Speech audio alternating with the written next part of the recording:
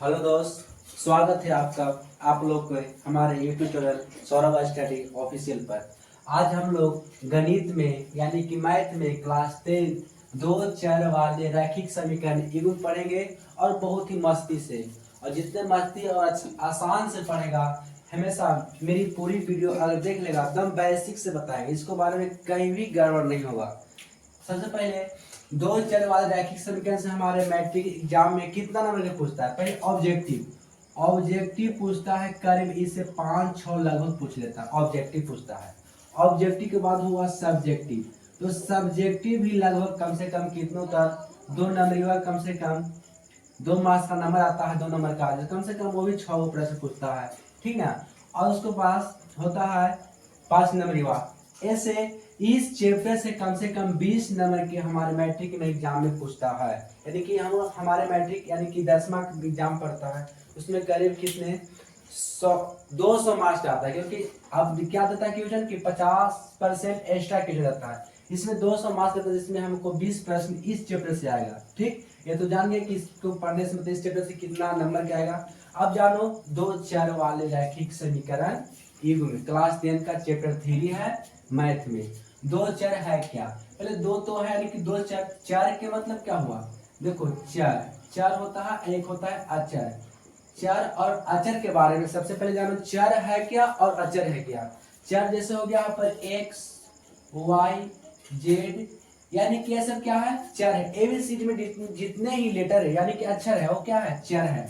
अब अचर हो गया 1 2 3 4 5, ये सब क्या है? अचर है।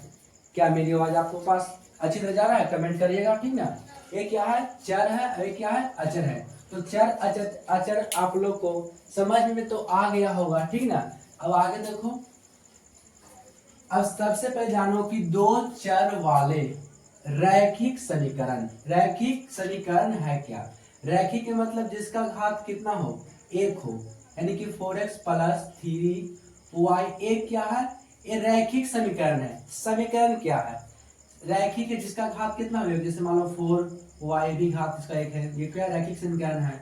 समीकरण होते कई रैखिक समीकरण, द्विघात समीकरण, त्रिघात समीकरण। तो रैखिक समीकरण पर जानो क्या है। तो रैखिक समीकरण जिसका पावर क्या हो, यानी कि मात्रा पर 1 हो, उसको बोलेंगे रैखिक समीकरण। समीकरण क्या है? एक होता है समीकरण, एक समीकरण होता है और दूसरा होता है बहुपद। समीकरण कोई पूरे समीकरण, बहुपद पहचाने। बहुपद, समीकरण और बहुपद है क्या? समीकरण जो देखो यहाँ पर 4x प्लस 3y बराबर 4, एक क्या हो गया? समीकरण हुआ। उसी प्रकार ये नहीं कि 4 होगा, 3x हो सकता है, 3x प्लस 2y बराबर 1। देखो दोनों का क्या यहाँ पे बराबर में कुछ अंक है, इसको बोलेंगे हम समीकरण। क्या बोलेंगे? समीकरण। उसी अनुसार बहुपद क्या है? तो 4x प्लस 2, ये क्या हो गया? बहुपद। या 4x प्लस 4y, ये भी क्या हो गया? बहुपद। क्योंकि इसका बराबर में कोई अंक नहीं है, तो उसे क्या कहेंगे हम? बहुपद कहेंगे। क्या समीकरण बहुपद आप लोग समझ गए? ठीक। अब समझे कि यहाँ पर रैखिक समीकरण, समीकरण कितने होते हैं? एक होते हैं रैखिक समीकरण, और होता है द्विघात समीकरण। जिस चैप्टर भी है क्लास 10 मैथ में, द्विघात समीकरण है, उसको उस विषय में आएगा तो उसको बहुत डिटेल, अभी थोड़ा सा शॉर्ट में बताते हैं। द्विघात समीकरण, रैखिक समीकरण, द्विघात समीकरण, होता है त्रिघात समीकरण। त्रिघात समीकरण देखो, रैखिक समीकरण में किसना इसका समीकरण होता है जिसका चर का मान, चर यानी कि यही बताए एक्स वाई का चर, चर का मान कितना हो? पावर में 1 हो। चर का मान पावर में 1 हो, उसको बोलेंगे रैखिक समीकरण। जैसे हो गया 4x के पावर 1 या 3y, इसको पावर 1 है ना है, इसको बोलेंगे क्या बोलेंगे? रैखिक समीकरण। और द्विघात में क्या होता है? जिसका पावर कितना हो? माथा पर 2, यानी कि स्क्वायर हो। क्या हो? स्क्वायर। तो स्क्वायर होगा तो उसको बोलेंगे हम क्या बोलेंगे? द्विघात समीकरण। और त्रिघात समीकरण देखो, त्रिघात मतलब उसका माथा पर कितना? 3 घात, जिसमें 4x cube plus 4x square plus 2x plus 1, एक क्या? त्रिघात समीकरण जिसका माथा पर 3 है कि ना, इसको बोलेंगे हम त्रिघात समीकरण। तो आप लोग हो सके समीकरण समझ गए होंगे। अब आगे चलते हैं अपने टॉपिक पर। पढ़ा रहे हैं दो चर वाले रैखिक समीकरण युग्म, जिसको बारे में अगर मेरा वीडियो आपको पास या लिखा हुआ चीज अच्छे से नहीं जाता आप कमेंट करके इसको सुधारेंगे, ठीक ना, क्योंकि मेरा गणित का पहला वीडियो रहा है, ठीक ना। आगे चल रहे हैं। अब दो चर वाले रैखिक समीकरण युग्म, युग्म के मतलब होता है जोड़ा, इसको बारे में बताएंगे आगे। आइए बता रहे हैं हम क्या क्लास 8 में क्या पढ़े, क्लास 8 में भी पढ़ना है क्या, क्लास 8 में भी क्लास 8 में भी एक चर वाले रैखिक समीकरण पढ़े। क्लास में क्या पढ़ना है, एक चर वाले रैखिक समीकरण। क्लास 8 में चैप्टर 2 है एक चर वाले रैखिक समीकरण, क्लास 8 में पढ़ना है। तो क्लास 8 में पढ़ने के लिए इसमें बताया था एक चर वाले रैखिक समीकरण क्या है, जिसका देखो यहाँ पर एक चर वाले रैखिक समीकरण जिसका चर एक हो, जिसका चर कितना हो, एक हो, उसको क्या बोलेंगे, एक चर वाले रैखिक समीकरण। से हो गया 4x, तो 4x प्लस 2, क्या इसका चर एक है, इसका गुणांक 4 है, ये क्या है, गुणांक है। इसके बारे में देखो चर या x है और क्या है, 4 क्या है, अचर है, इसका गुणांक क्या है, 4। इसमें चरों की संख्या कितना है, एक है, इसको क्या बोलेंगे, एक चर वाले रैखिक समीकरण। समीकरण बताएं कि 0। अब इसको कहते हैं कि x का मान निकालो, यानी कि चर का मान कितना होगा, तो सर देखो 4x ए साइड प्लस 2 है तो ए साइड जाएगा तो क्या होगा, -2 होगा, यानी कि बराबर के उस साइड अगर जाता है तो चिन्ह मतलब जिसका चिन्ह होता है वो चेंजिंग होता है, यानी कि बदलता है, प्लस वाला माइनस होता है और माइनस वाला प्लस होता है। और देखो यहाँ पर गुणा में क्या होता है, गुणा वाला जाता है अगर इस साइड जाता है बराबर को उस साइड तो गुणा वाला होता है जाकर होता है बट्टा में, यानी कि भागा में, और भागा वाला होता है जाकर के गुणा में। उस वक्त देखो कि x का गुणांक है, 4 क्या है, गुणांक, यानी कि गुणा में है, तो इस साइड जाएगा तो कुछ नहीं होगा, भागा में, यानी कि यहाँ होगा बट्टा में 4, तो कितना हो गया 1/2, दूसरा क्या हो गया ना, -1/2, यानी कि x का मान कितना आया, n/2। ऐसे क्लास 8 में आप लोग ने पढ़े होंगे, इसलिए इसको याद लाएं कि अभी आगे चलके आपको कैलकुलेशन करने में कोई भारी नहीं होगा, ठीक ना। अब उसी प्रकार क्लास 9 में भी तो पढ़े होंगे, क्लास 9 में यानी कि 9वां में आप लोग पढ़ते हैं तो 10th में पहुंचे ना। क्लास 9 में देखिए क्या पढ़े होंगे, क्लास 9 में हम लोग ने क्या पढ़े होंगे इसको बारे में बता रहे हैं। क्लास 9 में ऐसे पढ़े होंगे, क्लास 9 में पढ़े होंगे दो चर वाले रैखिक समीकरण, दो चर वाले रैखिक समीकरण, क्या पढ़े होंगे, दो चर वाले रैखिक समीकरण, ये पढ़े हुए क्लास 9 में यानी कि 9वां में पढ़े होंगे। दो चर वाले रैखिक समीकरण के बारे में है क्या, जानो, जिसका चर 2 हो, चर कितने हो, 2, उसको बोलेंगे, जिसका चर 2 हो उसको बोलेंगे दो चर वाले रैखिक समीकरण। देखो 4x प्लस 2y बराबर 3 करो या 0 करो, कुछ भी कोई दिक्कत नहीं है, एक एग्जाम्पल यानी कि उदाहरण लेके बता रहे हैं।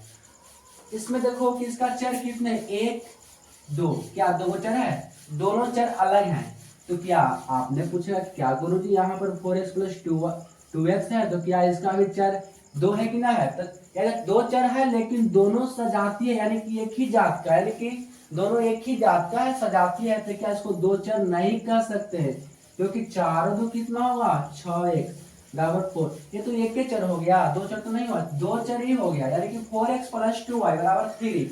यहाँ पर x, अब इस हम लोग 9th में कैसे इसको पढ़े हुए हल किए होंगे, ठीक ना, दो चर वाले रैखिक समीकरण कैसे, यहाँ पे अपने से मान रखें, जब हम x का मान 0 रखते हैं, कितना रखते हैं 0, तो ऑटोमेटिक है कि y का मान आ जाएगा।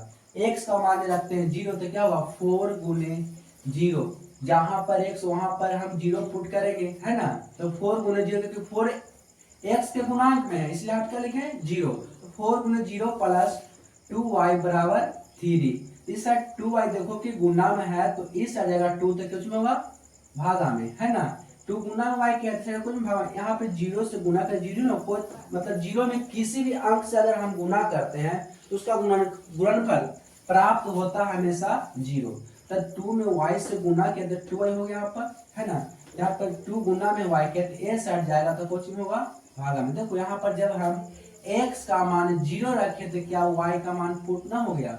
उसी प्रकार अब हम y का मान 1 रखते थे, क्या x का मान कितना है, आप लोग कमेंट में मतलब इसको हल करके डाल दीजिएगा आंसर, ठीक ना। x का मान 1 रखेंगे तो y का मान कितना आएगा, तो मतलब x का मान अगर 1 रखेंगे तो y का मान आया कितना, यहाँ देखो 3 में से 2 गया तो 1 बचेगा कि 1/4 बचेगा, 1/4 आएगा, ठीक है। आप लोग करके हल करके कमेंट में आंसर दीजिएगा। ऐसे हम लोग पढ़े होंगे दो चर वाले रैखिक समीकरण युग्म में क्लास 9th में। इसको लिए क्या इतना बता रहे हैं क्योंकि यहाँ पर आगे चल के आप लोग को कोई दिक्कत ना होवे, या I8 में ऐसे भी पढ़े होंगे x, ये सब बहुत काम देगा, x/2 2x/4 बराबर 4x। ऐसे हम लोग 8 क्लास में पढ़े होंगे, ऐसे जहाँ प्रश्न लिखे जैसे यहाँ पर देखो ए साइड दोनों भिन्न में है।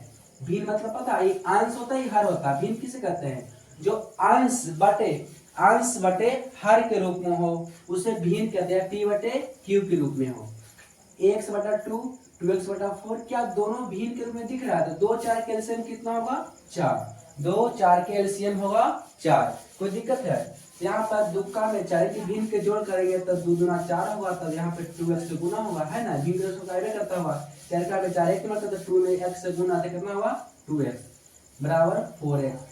2 2 कितना होगा 4x/4 बराबर 4x। 1/4 इसको गुना में है तो इस साइड जाएगा, तो 1 इसको भागा में 4 है, ठीक है, सॉरी भागा में 4 है तो इस साइड जाएगा 4, तो कुछ में होगा गुना में, तो कैसे होगा यहाँ पे देखो 4x बराबर 4 गुने 4x गुने 4 होगा ना, 4x बराबर, अब यहाँ पर देखो 4 गया गुना में हुआ तो यहाँ पर देखो कि 4 चौका कितना होगा 16x हो जाएगा। तब देखो यहाँ पर 4x इस साइड है, 3/4 16x बराबर के इस साइड आएगा तो प्लस में जाएगा, कुछ में हो जाएगा माइनस में, तो 4x - 16x बराबर इस साइड कुछ ना तो 0 बचा, तो 4 में से 16 गया तो माइनस कितना बचेगा 12, कितना बचेगा 12, इस साइड कितना हो गया 0। तो अब देखो 12 पट्टी कोची में है गुना में है, x का गुणांक है तीसरे कुछ होगा भागा में होगा। अब इसका मान कितना आया 0, क्या यहाँ पर x का मान कितना आया 0, यहाँ पर कोई के दिक्कत है नहीं ना।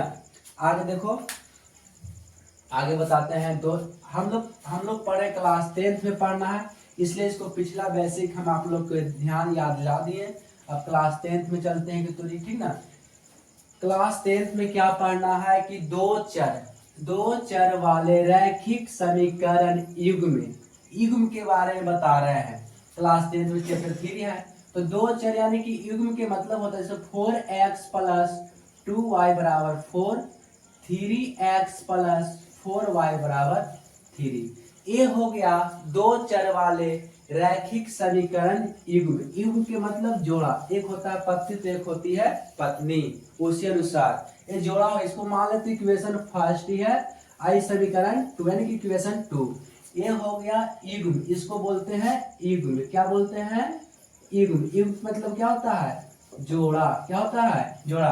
अब कहेगा कि इसमें दो चर वाले रैखिक समीकरण में इसमें इसको मान क्या होगा, जैसे इसको पकड़ने के लिए एग्जाम में 2 नंबर के पूछता है कि इसको मूल्य क्या होगा, ऐसे होता है ax + by + c बराबर 0, यह होता है ax + by + c बराबर 0। इसका दो चर के मतलब दो चर, एक x चर है एक y चर है, इसमें भी x चर और y चर है। इस समीकरण को हम अति लिखें, ठीक ना। जैसे मान लो यहाँ पे इसको a1 मान लेते हैं, b1 और c1, a2 यानी कि a2 होगा b2 और c2, यानी कि ये समीकरण 1 था तो इसमें a1 b1 है ना, a1 के मान रखिए समीकरण में a1 a2 b1 b2 c1 c2, ये समीकरण 1 था इसमें इसको मान रखें, ठीक ना। यहाँ पे आप लोग को दिक्कत ना होगा, यही होता है मूल घटक होता है दो चर वाले रैखिक समीकरण। तो हम युग्म जोड़ा के मतलब होता है, युग्म जोड़ा के मतलब क्या होता है जोड़ा, यानी कि दो चर वाले रैखिक समीकरण के युग्म और जोड़े हैं, है ना। इसको क्या बोलते हैं, इसको कैसे बनेगा, है ना, इसलिए इसको याद इसको बोलते हैं समान रूप बोलते हैं और व्यापक रूप बोलते हैं। आगे जब बताएंगे हम उससे इस टॉपिक से बहुत सारे क्वेश्चन एग्जाम में आते हैं, ठीक ना, उसके अनुसार पूछते हैं, ठीक ना, उसके अनुसार किताब में बना के क्वेश्चन आएगा। ठीक, आगे देखते हैं हम, ठीक ना। दो चर वाले रैखिक समीकरण में इसी पर किताब का सारा क्वेश्चन बनेगा। प्रतिच्छेदी कब हुआ, समांतर कब हुआ, संपाती कब हुआ, समांतर कब हुआ, देखो यहाँ पर समझाते हैं, ठीक ना। मान लो समीकरण रेखा युग्म है, रेखा युग्म, रेखा समझता, रेखा किसे कहते हैं, जो एक बिंदु से दोनों तरफ यानी कि दोनों तरफ अनंत तक जाने वाले लाइन को हम क्या कहते हैं, रेखा। क्या कहते हैं, रेखा। लेकिन हम इसको बारे में तो नहीं पढ़ रहे हैं, पढ़ रहे क्या, x-2, यानी कि देखो यहाँ पर हम कब जानेंगे कि यह प्रतिच्छेदी होगा, कब जानेंगे कि एक हल होगा, अद्वितीय हल कब होगा, यहाँ बताते हैं। देखो यहाँ पे क्या है, x, इसी पैटर्न पर किताब का सारा क्वेश्चन बनेगा, ठीक ना। यहाँ पर देखो कितना है, x-2y बराबर 0। अभी हम इसका यानी कि समान गुण बताए थे इसका, दो चर वाला क्या होता है, a1x plus b1y plus c बराबर 0। यह था इसका व्यापक रूप था, a2x plus b2y plus c2 बराबर 0। ये क्या है, इसका व्यापक रूप है। अब देखो कि यहाँ पर दो समीकरण है, x-2y बराबर 0 और 3x प्लस 4y बराबर माइनस 20 बराबर 0, यानी कि 20 बराबर 0 है ना। समीकरण 1 हो गया, a2 हो गया। इसमें देखो कि x a1 की मान कितना है, a1 हो गया, गुणांक में पूछे तो 1 रहता है ना, a1 की मान 1 हो गया और a2 की मान कितना हो गया, 3, कितना हो गया, 3। और इसी अनुसार यानी कि b1 की मान हो गया -2 और b2 के मान हो गया 4, हुआ कि ना हुआ। ठीक, यहाँ पर c1 की मान, तो c1 की मान नहीं दिया है, तो c1 की मान कितना है, 0 और c2 की मान हो गया -20। देखो है कि ना है। अब इसमें इसको बैठा कर कब प्रतिच्छेदी होगा, कब समानुपाती होगा, कब समांतर होगा, ठीक ना। इसमें देखो अब इसको करेंगे, यानी कि क्या होता है, a1 बटे a2, a1 बटे a2, तो a1 कितना है, 1 है, तो 1 बटा 3 हो गया। फिर क्या है, b1 बटे b2, b1 बटे b2, तो b1 कितना है, -2 है और b2 कितना है, 4 है ना। अब देखो क्या ये दोनों बराबर है, a1 बटे a2, ये दोनों कहीं बराबर नहीं है, यानी कि a1 बटे a2 और b1 बटे b2 बराबर नहीं है, तो हम यह कह सकते हैं कि यह क्या है, प्रतिच्छेदी है। क्या है, प्रतिच्छेदी है। जब ये दोनों आपस में, यानी कि ऐसा समीकरण है, क्वेश्चन पूछने के लिए अब पूछेगा, ऑब्जेक्टिव पूछता है दोनों में कि प्रतिच्छेदी है कि समानुपाती है कि समांतर है, हल करो। तो देखो यहाँ पर ये दोनों अगर बराबर नहीं है, a1 बटे a2, b1 बटे b2 अगर बराबर नहीं है, तो हम कह सकते हैं प्रतिच्छेदी है। और प्रतिच्छेदी के मतलब प्रतिच्छेदी रेखाएं हैं, है ना यहाँ पर। तो प्रतिच्छेदी रेखाएं के मतलब देखो दोनों तरफ से काट रहा है, यानी कि एक केवल ने काटा प्रतिच्छेदी, तो एक बार काटेगा तो इसको बोलेंगे केवल, इसमें कितने हल होंगे, एक हल होंगे। कितने हल होंगे, एक हल। और यह अद्वितीय हल है। अद्वितीय हल की मतलब क्या होता है, अद्वितीय हल की मतलब होता है इसका एक हल होगा और एक हल से मतलब दूसरा हल नहीं हो सकता है, ये इसको क्या बोलेंगे, अद्वितीय हल।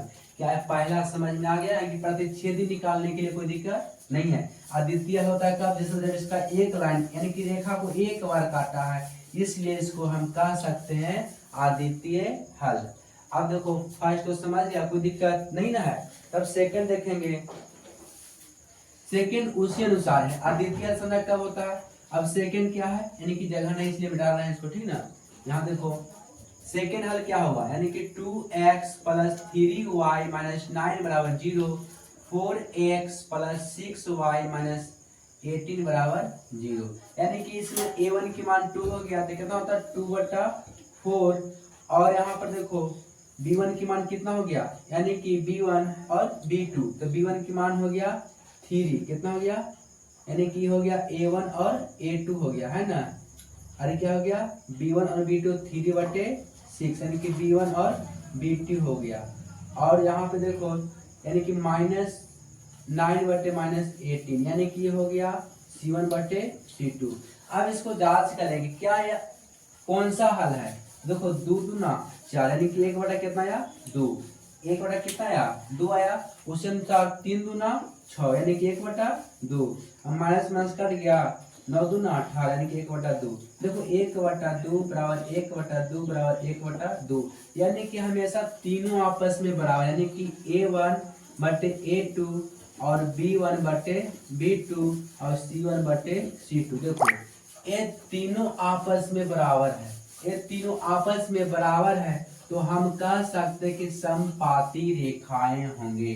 समपाती रेखाएं क्या है, जो एक ही रेखा पर बार बार काटता है यानी कि एक ही रेखा पर बार बार, उसी को बोलते हैं समपाती रेखाएं। क्या बोलते हैं समपाती रेखाएं। जो एक ही रेखा पर बार बार काटता है उसको बोलेंगे समपाती रेखाएं। समपाती रेखाएं है कि समझो कि एक ही रेखा बार बार काट रहा है, इसको बोलेंगे कि अपरिमितीय होगा यानी कि इसका अनेक हल होगा, यानी कि अनेक हल होगा यानी कि एक से ज्यादा। जैसे इसमें क्या था, एक ही रेखा पर प्रतिच्छेद किया था तो इसको बोले थे कि एक ही रेखा को काटा एक बार तो ये हुआ अद्वितीय है यानी कि इसका सिर्फ एक हल होगा। और यहाँ पर एक ही रेखा को बार बार काट रहा है तो उसको क्या बोलेंगे हम अनेक हल होगा। इसका कितना हल होगा अनेक हल। तो मैंने कि प्रतिच्छेदी और समान संपाती समझ गया, समांतर समझो तो समांतर के भी उसी अनुसार करते हैं, ठीक ना। यहाँ पर आप लोग के समझने में आ गया होगा, ठीक ना। यहाँ पर आप लोग कोई दिक्कत नहीं है, ठीक। आगे देखो, आगे है x प्लस 2y माइनस 4 बराबर 0 और कितना है 2x प्लस 4y माइनस 12 बराबर 0।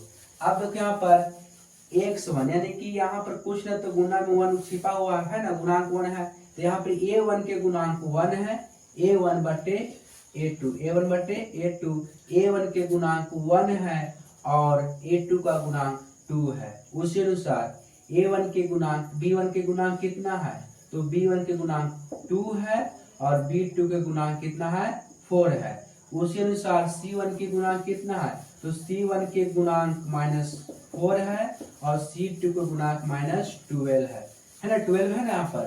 तो अब इसको देखो यहाँ क्या होगा, यानी कि 2 दूना 4 यानी कि 1/2 यहाँ 4×3 12 यानी कि 1/3 यानी कि a1/a2 बराबर b1/b2 डैज नॉट इक्वल यानी कि c1/c2 यानी कि ये दोनों बराबर हुआ पर तीसरा बराबर नहीं हुआ। अब देखो ये दोनों बराबर है तीसरा बराबर नहीं है तो हम कह सकते हैं कि समांतर रेखाएं हैं। समांतर रेखाएं के मतलब जो एक दूसरे के समांतर हो, एक दूसरे के।